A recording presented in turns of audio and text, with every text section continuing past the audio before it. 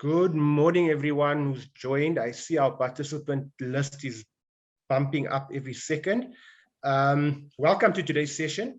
I'll give a more formal or more clear welcome once we just give some more people the opportunity to join. But for those who have joined already, it's 11:01 on my clock. So welcome and thank you, and especially a big warm welcome to our guests today. Wendy Knowler, and again, my introductions will be more clear in a while, as well as Akona Mahlati. And for the few of us who don't know our guest very well, you'll certainly get to know them very well in a short period of time. So I'll just give it a few more minutes if you bear with us, and we'll begin. Ladies and gentlemen, I think we do have enough participants to begin, and also I'm cognizant of time. So on behalf of everybody at REGENT Business School, I'd like to extend a very warm welcome to our guests, Wendy Knowler, as well as Akona Mahlati, and to everybody who's taken the time to join us today. We really appreciate your time, and we look forward to an exceptionally engaging session. The session today is part of a series which is navigating challenges in the workplace. And specifically today, what we're going to be looking for is the importance of customer service versus customer care, and we'll try and clarify some of the terminology that might go along with that, because you'll find a lot of buzzwords that are created and associated with that kind of content. But before that, I'd like to actually give a little bit more information around our guests, so that you understand who we're dealing with and who's going to be talking to us today. Our first guest and our first speaker today is a very accomplished South African consumer journalist in both radio as well as print, Wendy Knowler. Wendy is probably, or arguably, the most experienced or seasoned consumer journalist in South Africa. And over a period of over 20 years, and she's been the champion of consumer rights in South Africa, as well as coupled with that, she's also enjoys the respect of several corporates within South Africa, because she's seen by many as accurate and fair and balanced in the way that she deals with consumer issues, consumer rights, and I suppose consumer law in many ways as well. So Wendy, a very warm welcome to you. Thank you so much for joining us. Thank you, Shahiem. Yeah, this topic is right up my alley, of course. Because I have a journalism background, I did all sorts of other forms of journalism before I started with consumer journalism full-time 23 years ago. I've never had a corporate, I've never worked for a corporate. So those terms interest me a lot, because from my perspective, the whole customer service, customer care, whatever you want to call it, customer value management, let's just call it CVM, why don't we? And you see these adverts for people in that space, and I actually took one out of a big corporate advert recently. It went something like this: this is what the person, the incumbent, should be able to do. Identify, implement, and manage CVM and campaign analytics and robust campaign measurement functions to ensure that all customer impacting activities are accurately baselined, tracked, and measured for success post-implementation.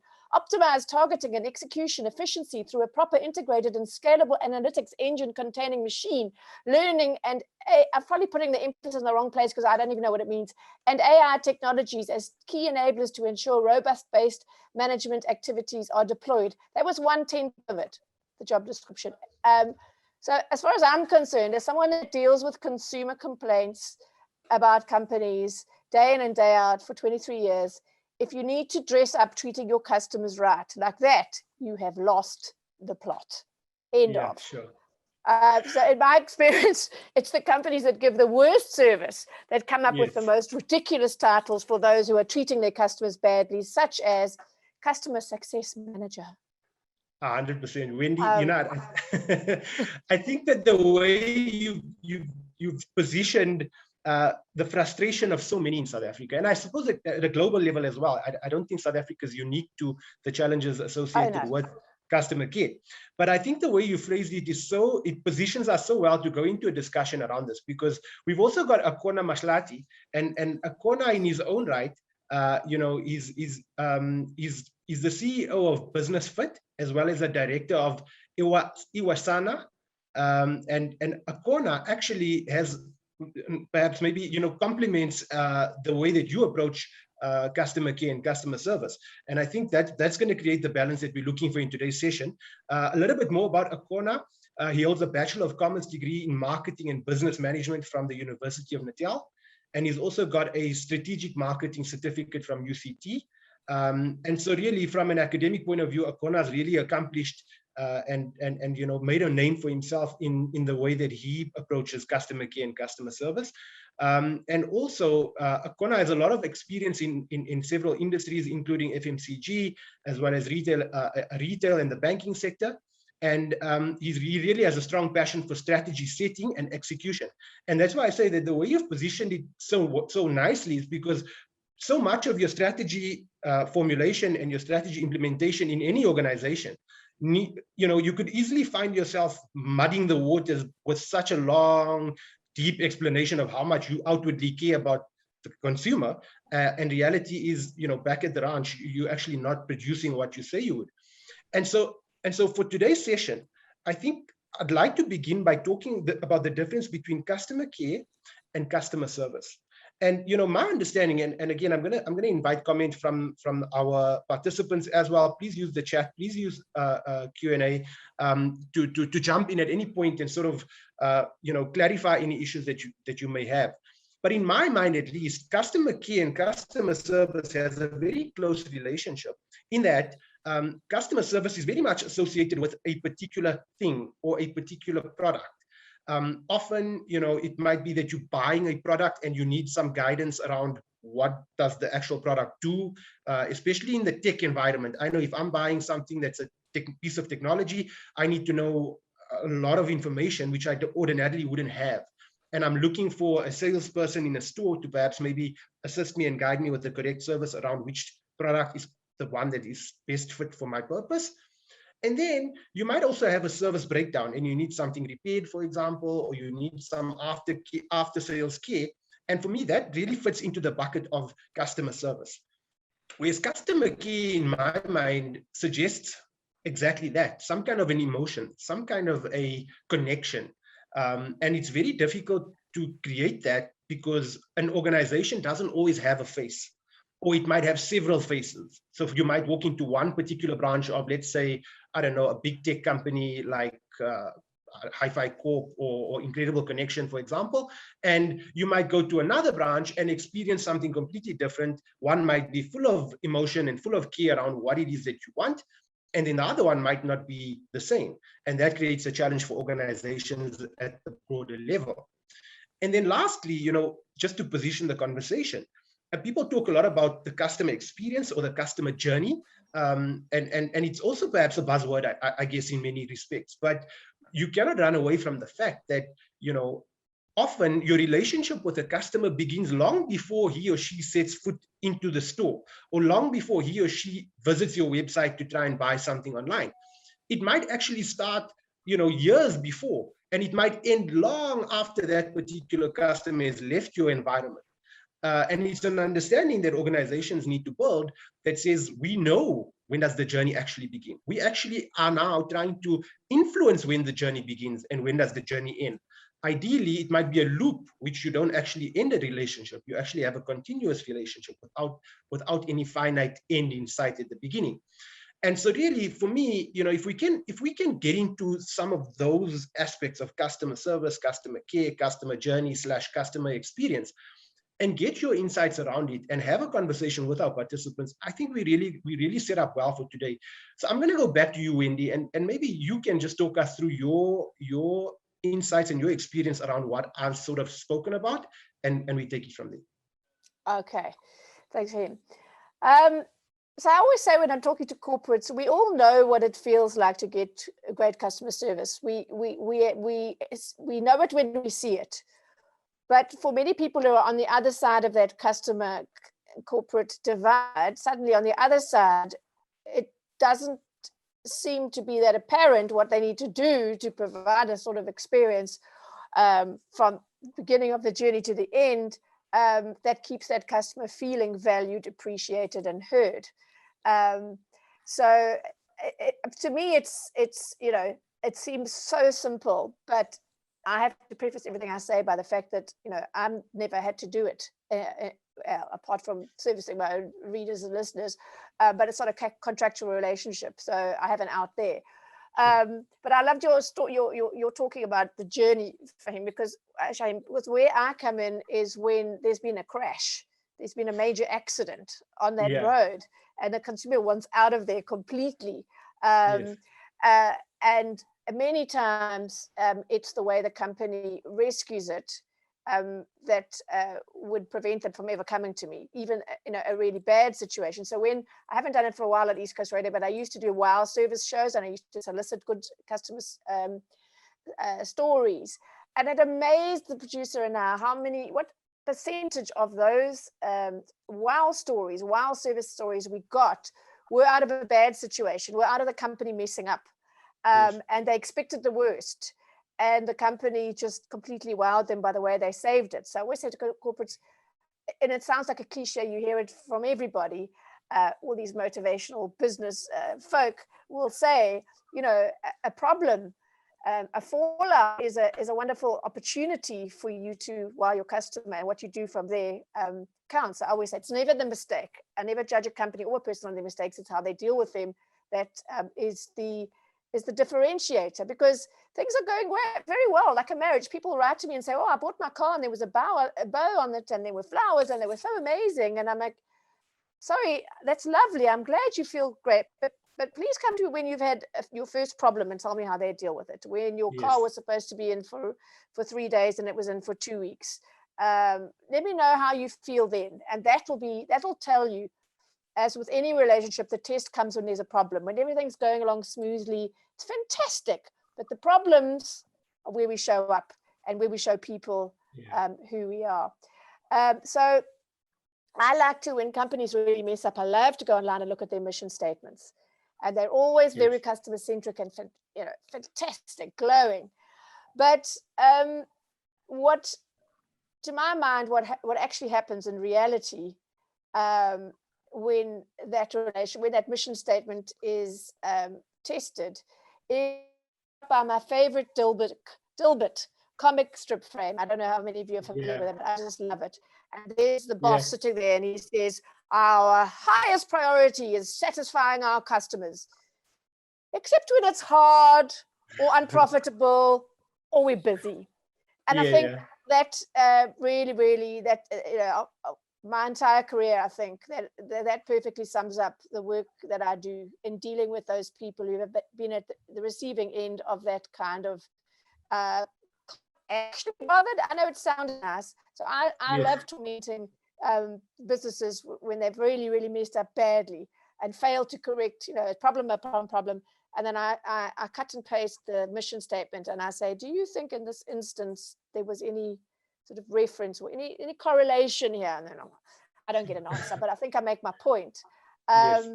So a couple of things I want to talk about where I think customers knowingly or unknowingly, mostly unknowingly, sabotage the warm fuzzies that they should have with their customers that they probably may have generated in the sale process. So it's insurance companies, banks, retailers, everybody. Language. So somebody back in, with lawyers in England in the 1930s or 40s came up with this language of please be advised that, kindly note that, etc. And people think it's a template, and people think it sounds, we are a company now, and we're very important, and we're very professional, and now we're going to speak like this. I don't know about you, but I find that alienating, and I've spoken to many consumers who feel the same. But companies stick with this crutch, and I say, just remove the words, even if it's a debt collecting situation where you are quite cross with the person. Say, please, instead of saying, please be advised that your payment is due, just say your payment is due in 30 days. Please be advised that our office will close. You don't need it, and it's kind of a talk down, alienating language.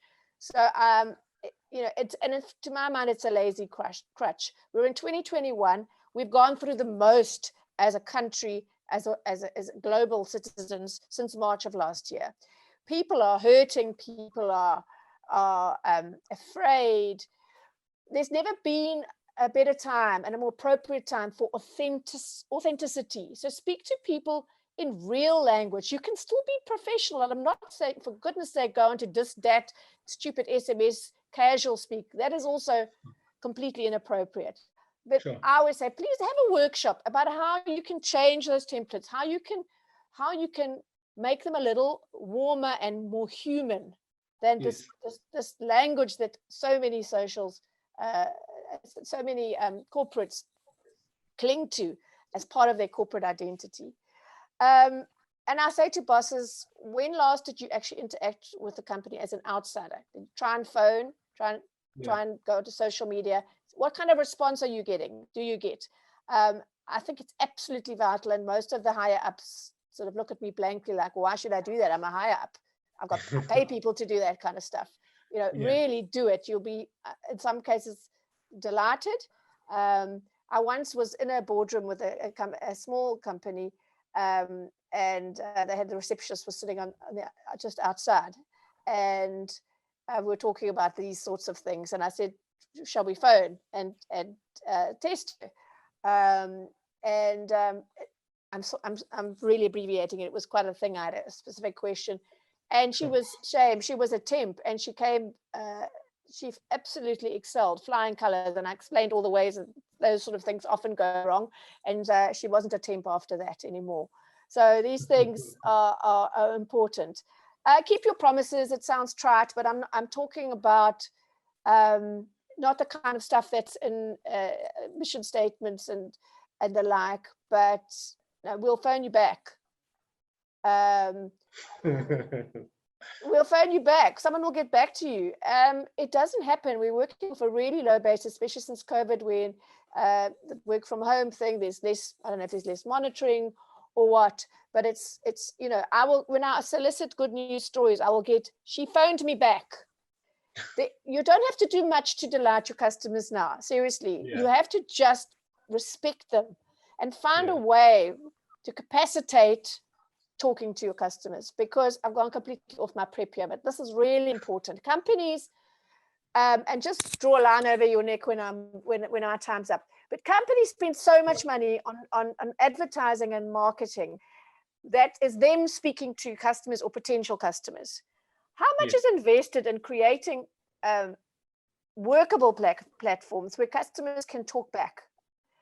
So if you go onto socials, you'll see companies, they're posting wonderful marketing things, glowing this and that, and sometimes some little motivational messages whenever.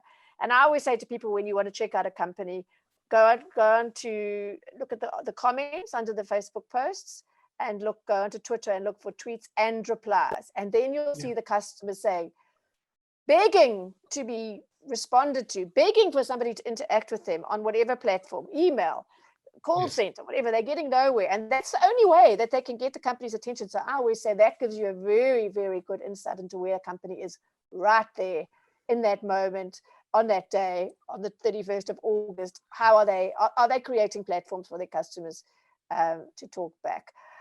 I was asked to talk about failure to uphold the brand promise, resulting in irreparable reputational damage, and to cite some examples. Well, COVID has given me a treasure trove of examples, I have to say.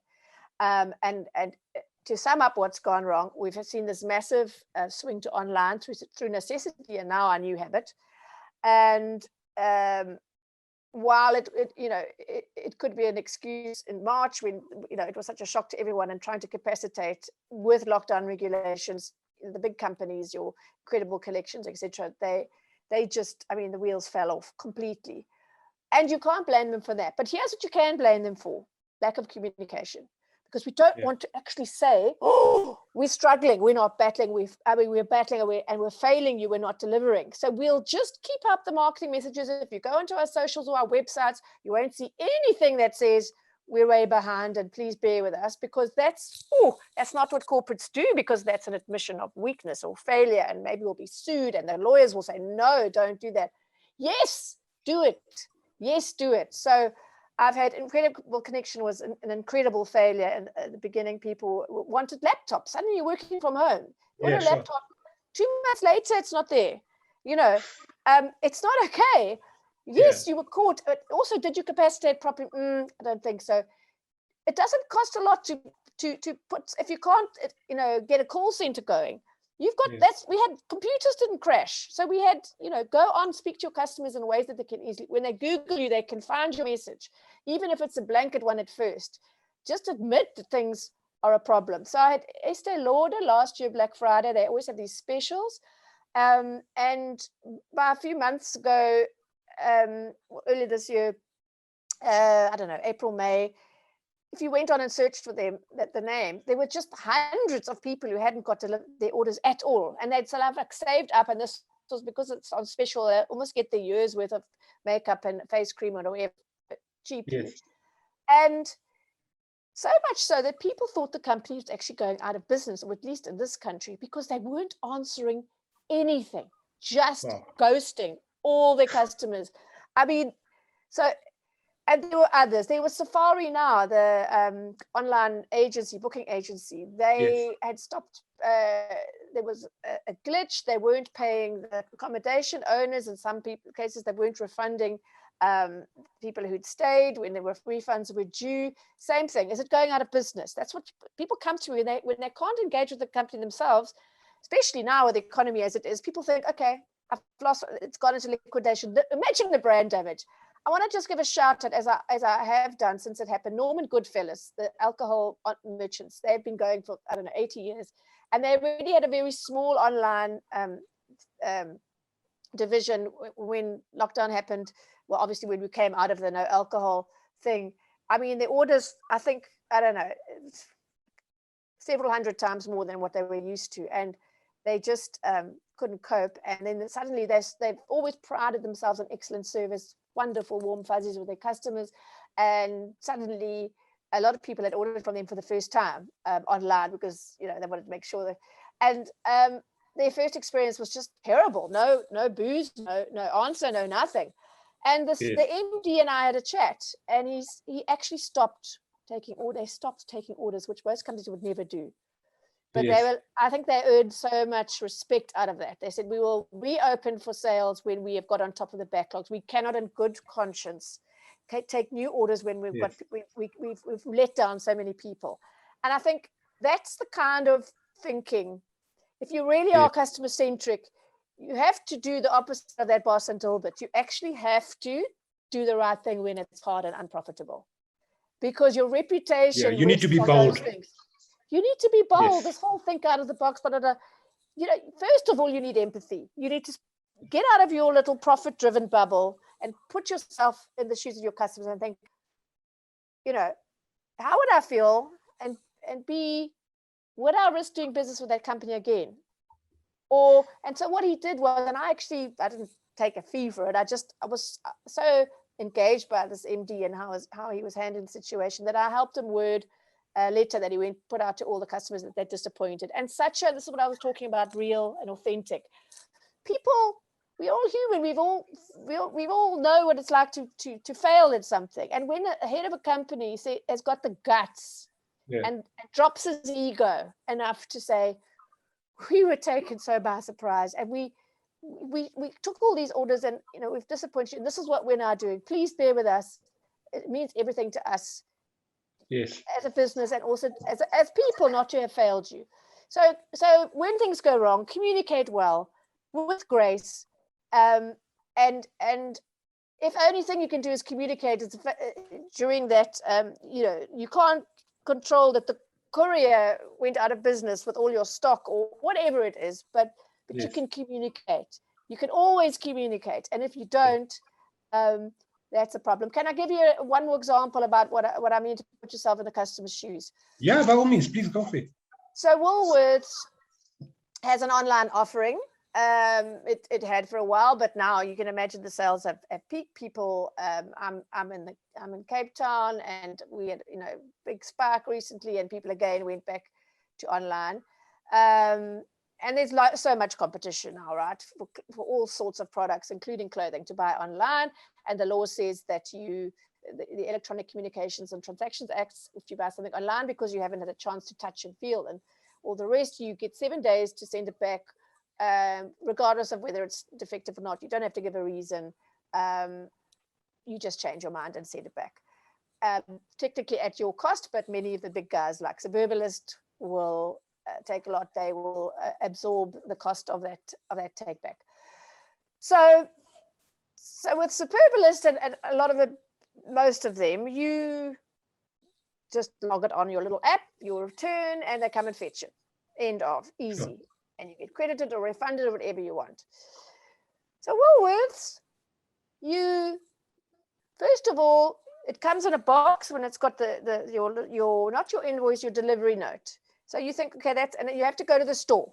That's defeating the object of people shopping online. So you go to the store, and then because online shopping has ramped up so exponentially, there's a queue of people with their online purchases now wanting to give them back.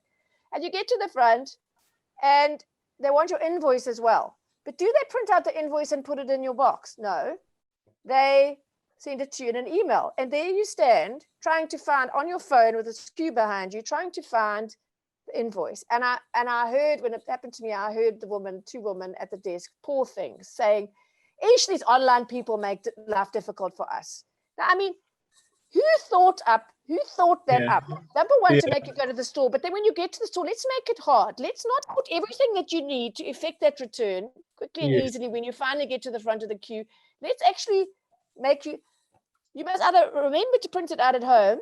Why? Your printer, I mean, it is beyond ridiculous for a corporate who's so experienced and which prides itself on customer service. So that's why I'm saying Dilbert comes to mind in situations like that. The customer is not actually, what you're telling them through your actions is not that they are at the center of your operation. And so my challenge to corporates is just because we all have our blind spots as companies. Like there are lots of them. That becomes the normal culture for you in that industry or in that company, but it actually isn't okay. It's not really customer centric. So I always say, have a little brainstorm, see if you can figure out, maybe your family and friends need to tell you, but see if you can figure out where your blind spots are and then have a whack at fixing them. Yeah. Yeah. Yeah. You know what struck me, Wendy, is that so much of what you've said actually translates to the values of an organization. And I mean, like, really, you talk about strategy of an organization, mission statements, and all the fancy jazz that goes along with it. But when you really talk about an actual value, do you value authenticity as an example that you spoke about? Do you value meaningful communication? Meaningful communication, not just a tweet or a message on social media saying X, Y, and Z, but it actually means nothing to the customer on the other end. And you can probably come up with a whole bunch of different sets of values that people or organizations might align to. And I think that where the sweet spot is, if an individual's values and an organizational values meet, I think you'll probably have the hallmarks of a very good relationship in business.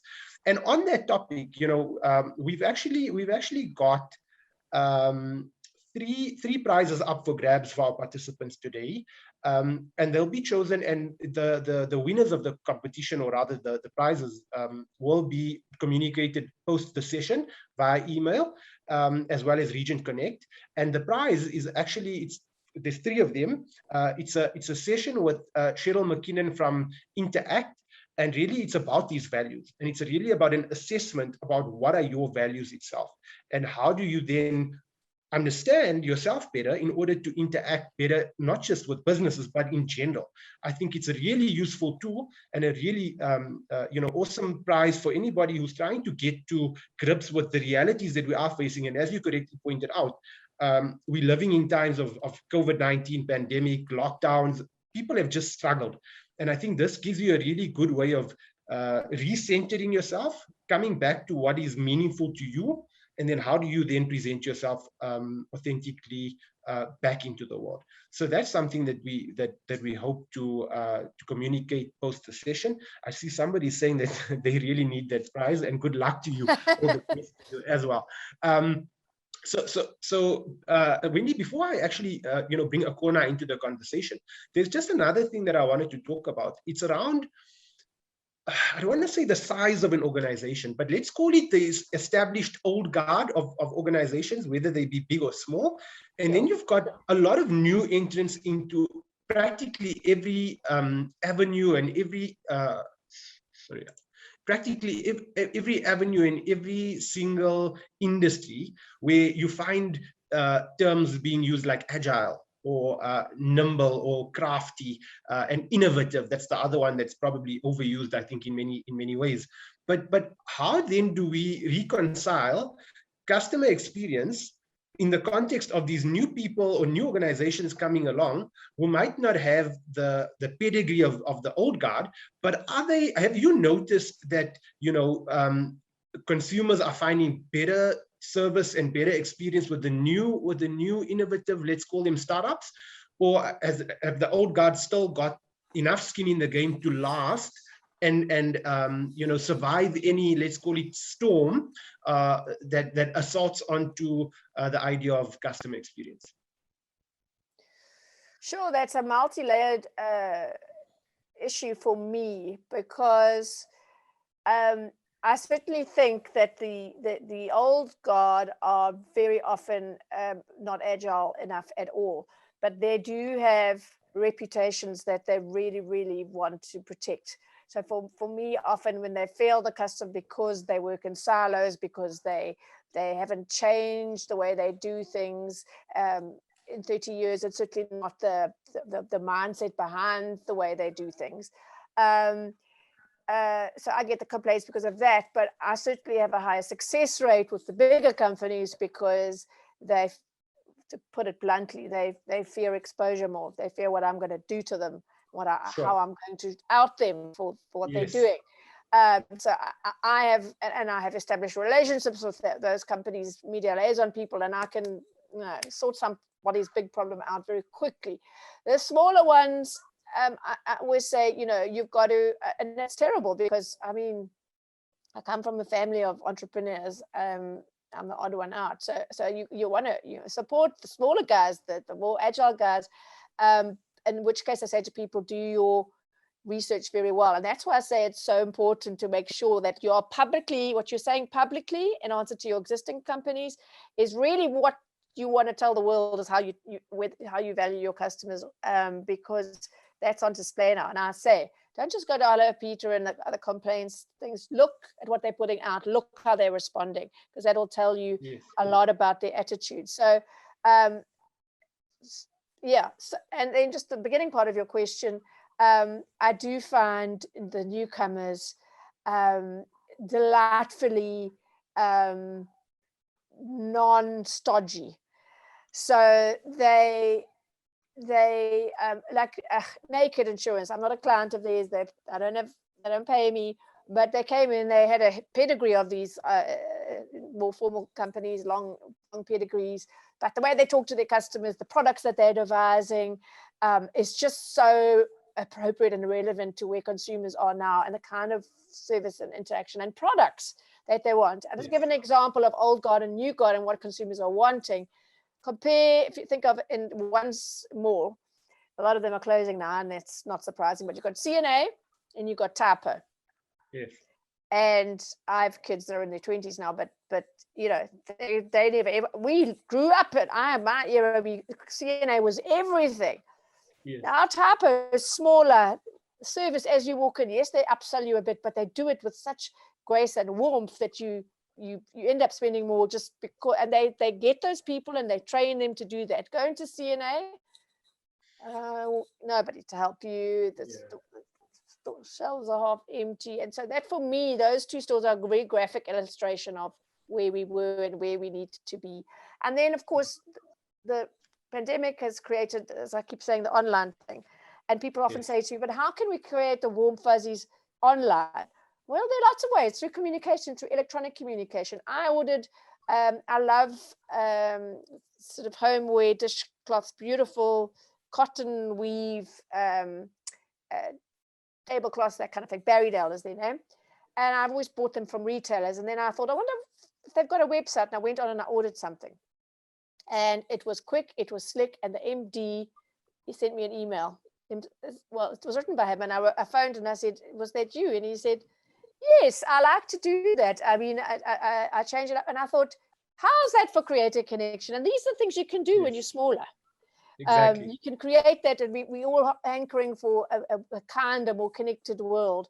And you can be the online version of that little house, that little corner shop, but we had that as kids growing up. Just do it in a different way and reach out to people. We all have got used to dealing with the world through this, you know, and there are ways of infusing it with humanity. If that's what you want to do. So I think the smaller ones definitely have everything to win there. 100%. And you know what, Wendy?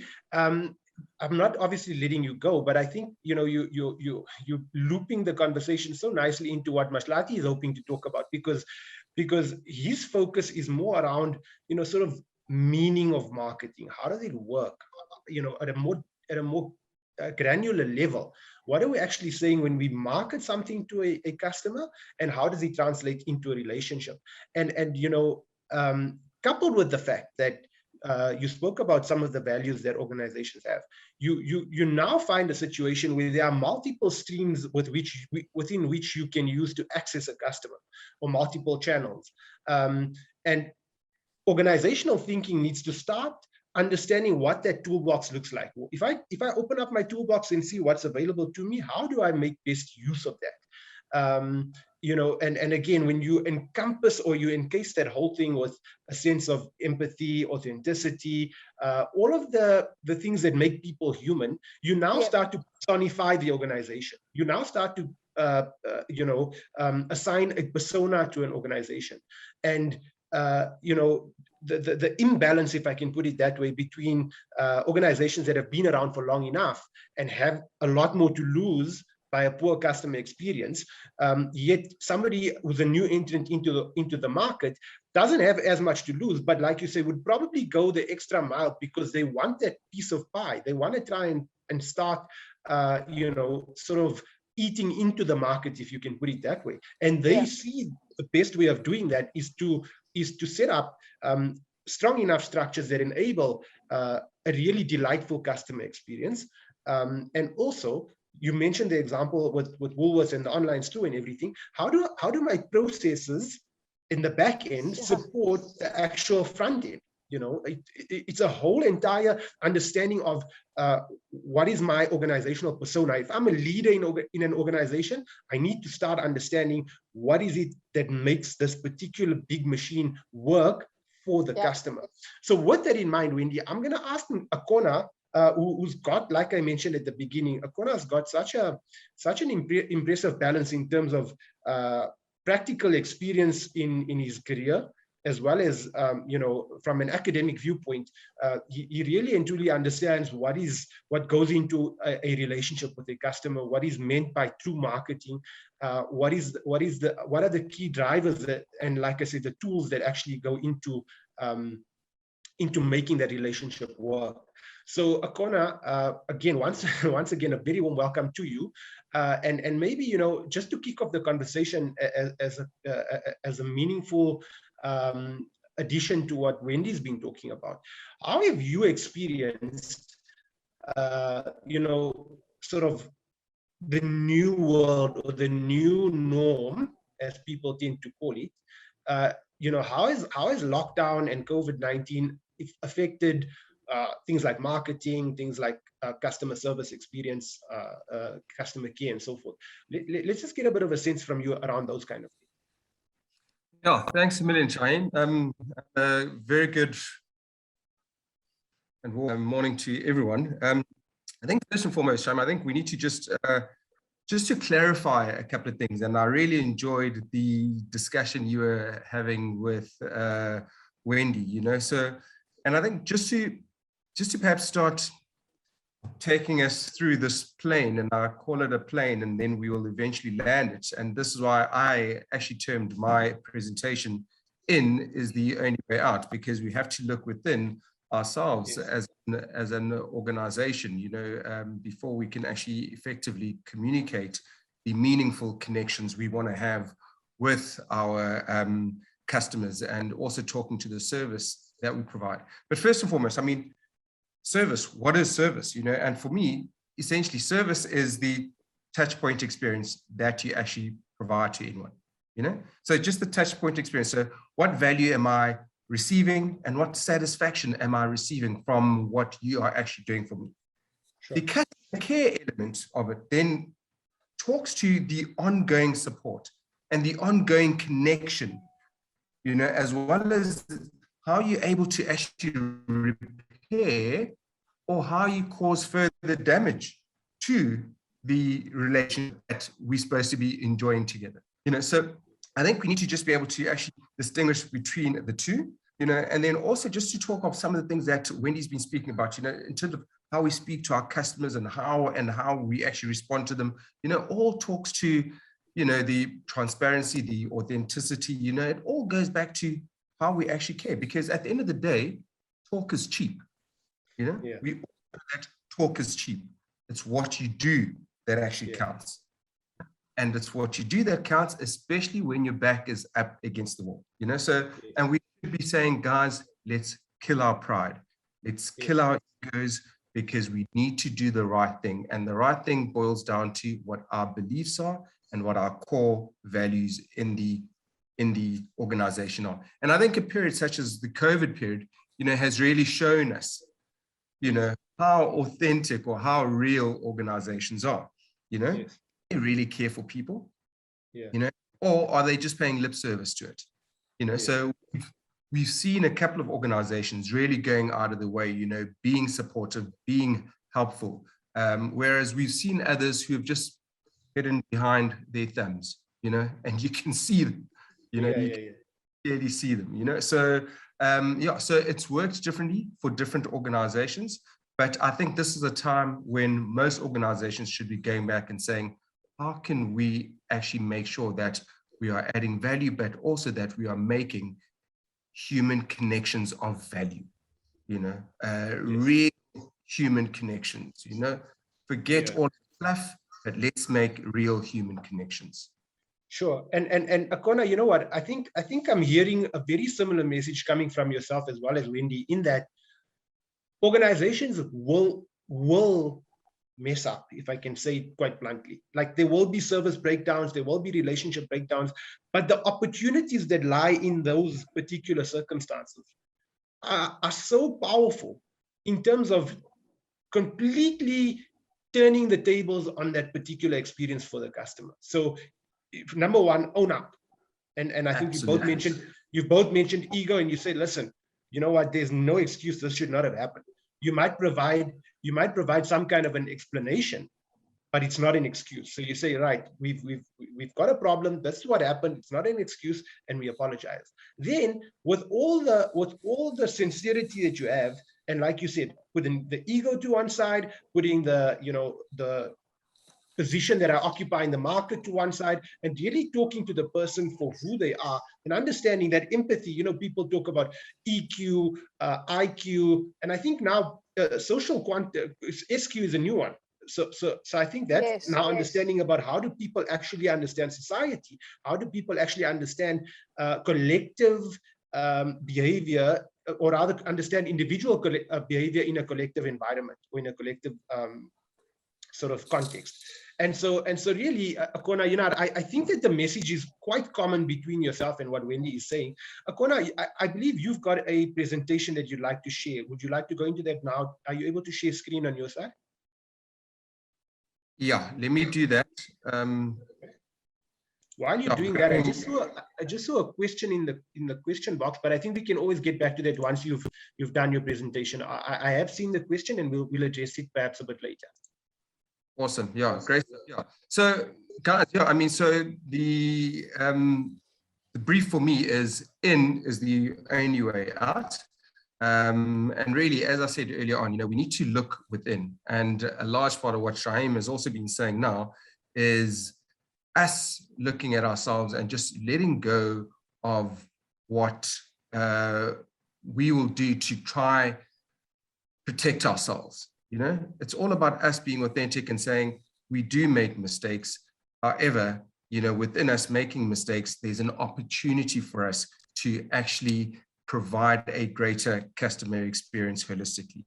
But is there any way out? And the way in which I'm going to start this, guys, is to say customer service is an attitude. It's not a department.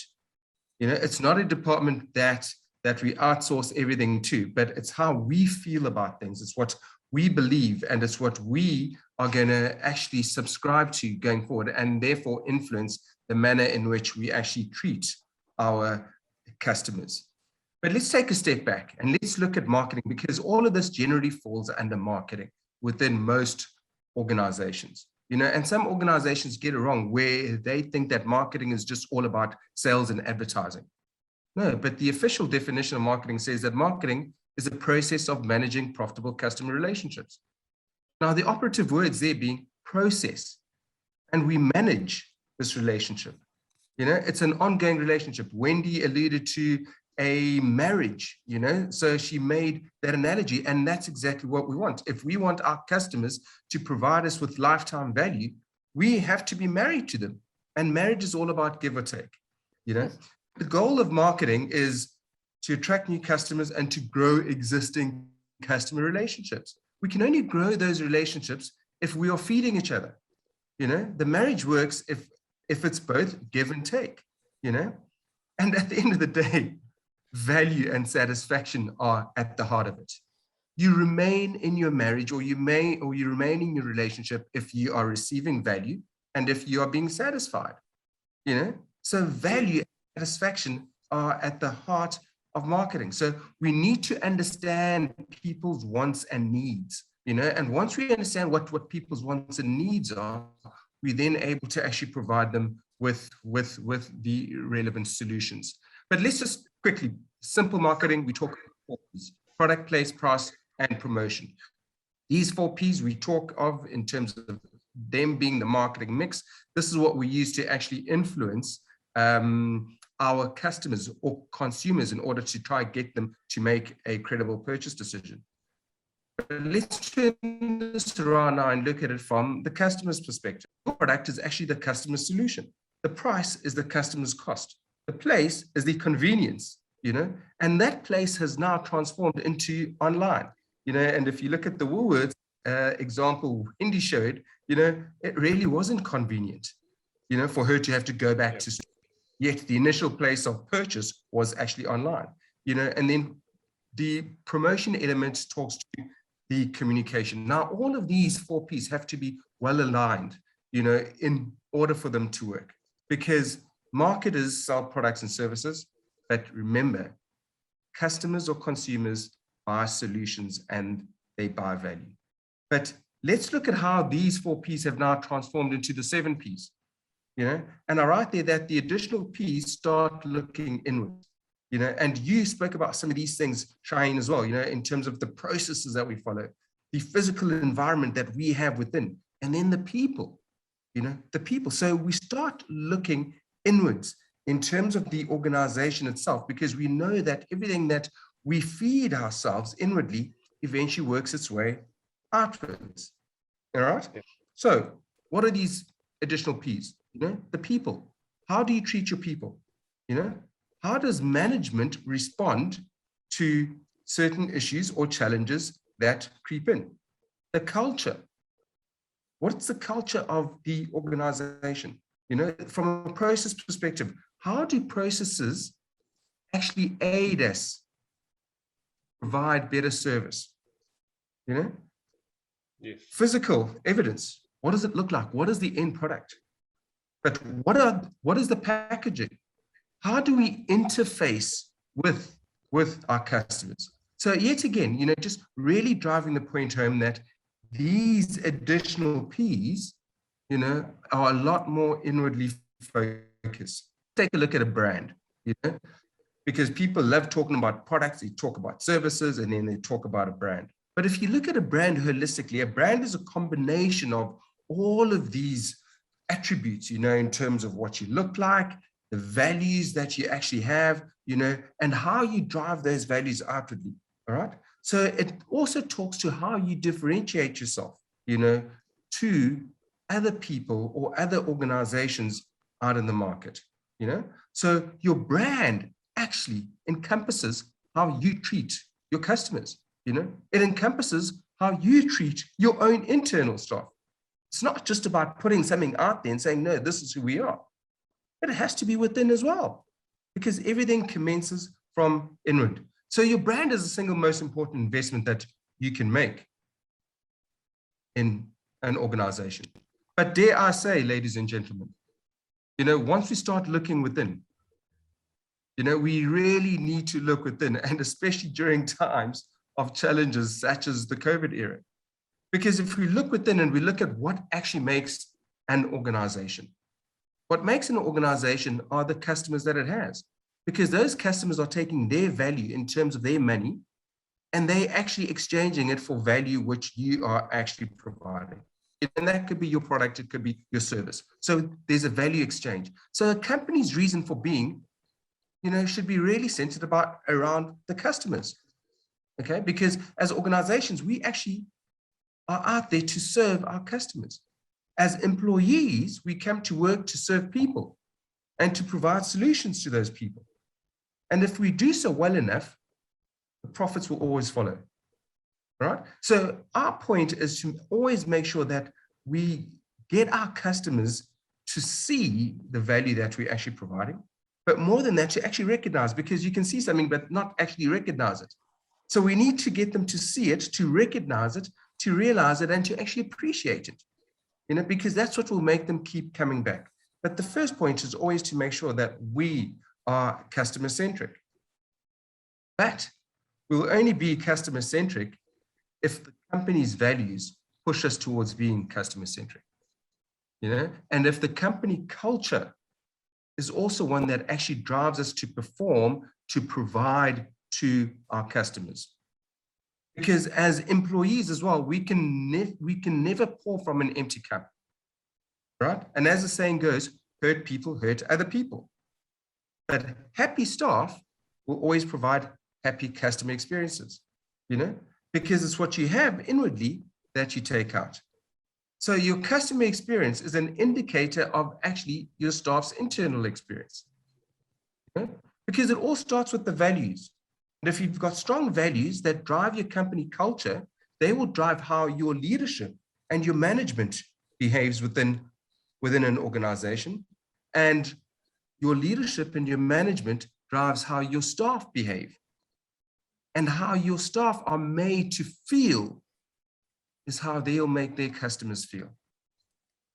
So it's of critical importance. And what we need to do as organizations is we need to reverse this cycle and think, how are we actually treating our customers?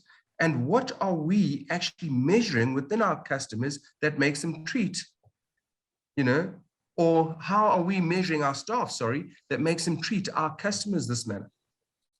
So it's critical that we look at our values and how they drive the culture and behaviors within the organizations, which then eventually drives leadership and how they manage the staff, and then how the staff then eventually treat our customers.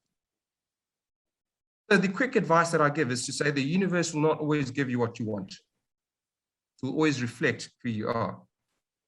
So especially during this COVID period, what these businesses are and what these companies are, have really shown themselves. So as businesses, we need to act out what we believe we are.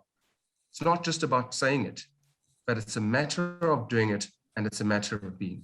And I'll use this example here from a gentleman by the name of Tony Cie, who's one of the guys that founded an organization called Zappos in the US, online, and they were known to be the best in terms of customer service. This organization didn't have any job titles at all. Everyone knew within this organization that all we do is we go out there to actually serve our customers and serve them all. They had a 365-day return policy. So everything started within, and this is just a quick drawing that Tony did, which shares how they were able to build their company culture and how it was of critical importance, for them to be able to serve their customers effectively well. So just as an example, if you ever have time to just go back and actually research Zappos, go out and actually research Zappos and go look at how they were able to really build this and how they grew. And then thereafter, Amazon took them over. So really, really, really great organization, you know, that you can use to actually provide you with some insights in terms of the importance of being able to serve customers and how it actually yields shareholder value at the end of it, you know. But just as a means and ways of ending as well, the knowledge you seek has always been inside you. Just turn yourself around and take a peek inside. So as organizations, we always need to look before we're able to judge what we provide out outwardly. Thank you. Thanks, Akona.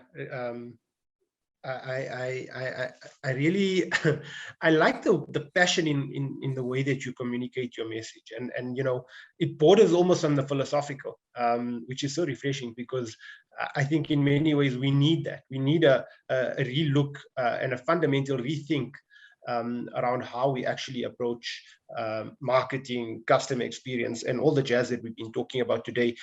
So really and truly inspiring words, and really relevant for the times that we're living in.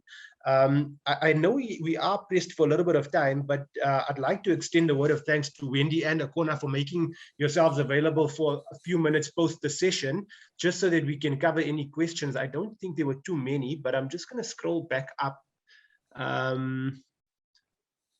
I'm just battling to find it.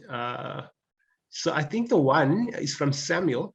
What you find in the service sector when dealing with the expectations of import and export industry players, you will note that these customers are not keen to dig up legal parameters under which they must operate. They mostly leave this with their customs clearing agents. This drives an assumption that the import exporters and traders expect customs clearing agents to be legal experts who must understand all industries. This has a huge impact on the level of service being provided, especially when barriers of communication exist. I think for me, what I've taken out of that particular comment, I don't see much as a question, but I think the idea of third parties getting involved in a business relationship is where potential breakdowns tend to occur. And maybe, you know, I think I can bring Wendy into this, perhaps maybe with your experience. You might have seen something along this line, just to perhaps expand on Samuel's comment. I'll tell you where I see it often, every week. I just chatted to a woman about this yesterday. Is where someone gets a call from a company representing themselves as being Vodacom or MTN. They take out a contract over the phone, don't do it. And something goes wrong with what they were promised and what they actually got, either in terms of the hardware or the number of minutes of data or whatever, and the cost, most importantly. And they'll phone network and get told, oh no, that's another company. They're you know, a service provider. You phone and deal with them. Absolutely not. The person you give your money to is responsible, certainly in terms of the Consumer Protection Act, for things that go wrong. So mis-selling, so a product breaking or becoming unfit for purpose in the first 6 months. And 6 months is the key period. It's the retailer who has to take responsibility. But in so many cases, with online and in-store purchases, and over the phone, the customer who they're relying on not knowing any better is then told to contact a third party. And I love to speak about this and write about it to empower consumers to know what their rights are. I have a very big problem with retailers choosing not to take responsibility, passing the buck to their contracted third parties. The consumer had no say in that contractual relationship. So yeah, it's a big problem, very big problem. Yeah, I mean, sure. Can I just add to that, Shahiem, as well? I mean, yeah, by all means.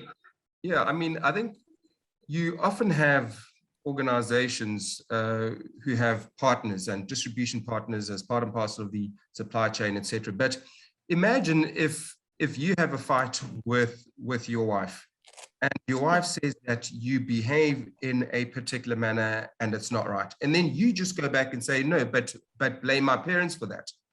You know? Yeah. Responsibility, you know? You say, no, I was raised and groomed by how I am, you know? So that example just talks to that. It talks to organizations not wanting to take responsibility, not wanting to be accountable, you know? And at the end of the day, as organizations as well, we should actually help to solve customers' problems. So even if something to go back, you should be going back and saying, listen, we are part and parcel of this distribution network and so forth.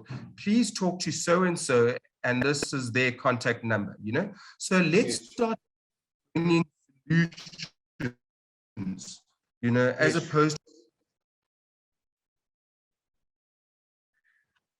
Akona, I think your connection might have just perhaps dropped off a little bit, but I think we got the gist of what you were saying, and you're absolutely right. It's in terms of making sure that the proximity between the customer and the actual service provider becomes closer without too many people in the middle complicating things. I just want to go back to our comments list. I think there was a comment around Edgar's. Wendy says it warrants its own discussion altogether. There's a number of compliments and thanks. The PowerPoint presentation will be made available on Regent Connect along with the recording of this particular session. Regent Connect is your go-to place to engage further, to take this conversation to the next level, and really and truly, I think we've just posted the Regent Connect link in the comments as well. So please get in touch and really and truly make use of our Regent Connect, which is pretty much our social media in-house. And then there's more thanks as well. Wendy, Akona, any last comments from yourselves before we close? Maybe I'll start with Wendy again, and I'll come to Akona. Anything that you'd like to say in closing?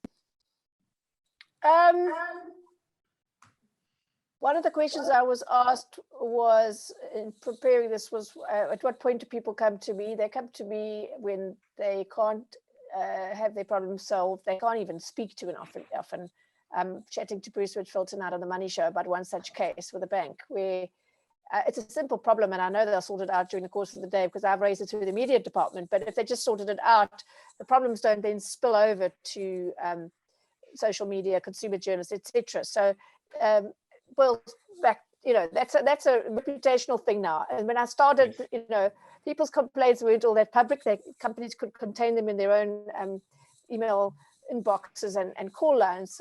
But sure. Now, sometimes unfairly, admittedly, but now it spills over. So there's never been more of a need to manage your customers when there is a breakdown in the relationship, to prevent them going outside. And honestly, some people come to me, they've been battling for 6 months. I'm like, I would have come to me after 2 weeks.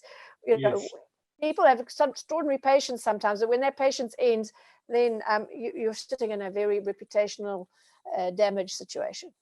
Sure. Thanks, Wendy. I think you've hit the nail on the head in terms of the timing that we raise issues as consumers, and then also at an organizational level, are we prepared for any sort of spillover outside of the one-way communication where it might become a bit more broader. So thank you, Wendy, for your contribution and participation today. Akona, any closing comments from your side?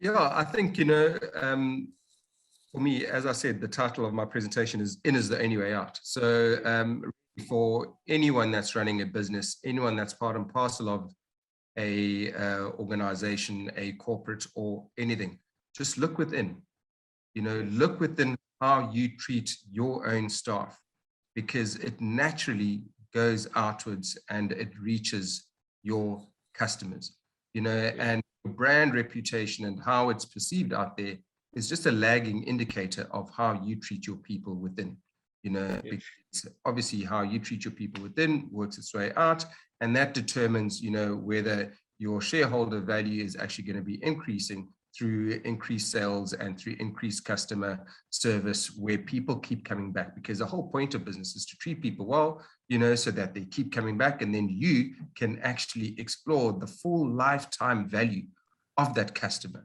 So start within and let those mission statements become placards that you just see every Sunday, But back in the ranch, things Yeah. are really filthy and dirty inside. Yes. So how you deal with your people. And lastly, let's just be authentic and let's allow ourselves to be, especially during this time. People are crying out for connections. People are crying out, for people that will be able to assist them, in a humane manner. Yes. Let us be humane as well, and let's stop hiding behind our thumbs, because you become a lot more visible when you do that. Thanks, Akona. Ladies and gentlemen, I think that brings us to the close of today's session. The message is very clear from both our guests and panelists. Authenticity is becoming key. Communication is key. Values are key. Understanding how you take accountability and how you show up as an organization is absolutely key. And then encompassing all of that with a sense of empathy is the way to go. It is really the way we're going to lead organizations towards a more meaningful interaction and experience for our customers, and especially growing business during difficult times such as COVID-19. I see there are more comments in the comments section around thanking the participants. I beg your pardon, thanking the guest panelists who have actually provided good examples and so forth. From my side, thank you very much to both our guests and panelists, as well as everybody on the call on today's session, for your comments and for your insights as well. Please continue that at connect.regent.ac.za. We're gonna just a last reminder before we close in completely. There's a competition that's running. Good luck to all of you. 3 of you will be chosen at random and be contacted via email as well as Regent Connect. And to everybody who's helped assist in getting today's session off the ground and making it a success, thank you very much, and all the best. Enjoy your day. Thank you. Thank you.